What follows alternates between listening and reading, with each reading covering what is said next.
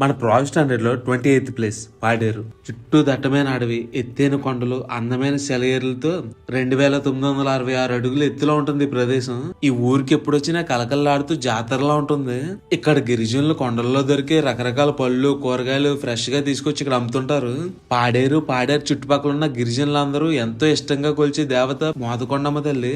అప్పట్లో నందపురాన్ని పరిపాలించిన రాజు భైరవుని యొక్క మొట్టమొదటి కుమార్తె మోదకొండమ్మకి మొత్తం 6 అక్క చెల్లెళ్ళు. పినావేనం అనే రాతి గృహ దగ్గర మోదకొండమ్మ వెలిసారంట.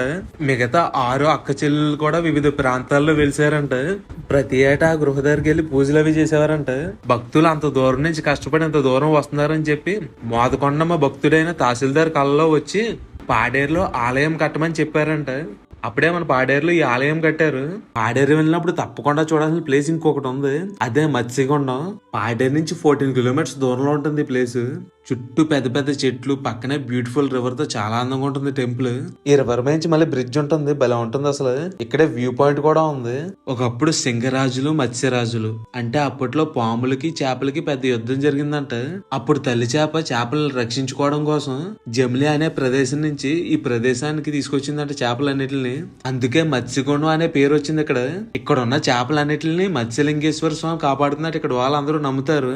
అందుకే ఇక్కడ ఉన్న గిరిజనులందరూ ఈ చేపలను చంపరంట. పాడేరు వచ్చినప్పుడు ఈ ప్లేస్ అయితే డెఫినెట్లీ విజిట్ చేయండి, చాలా బాగుంటుంది. ఈ వీడియో నచ్చితే me gusta la canela, me gustas tú, me gusta el fuego, me gustas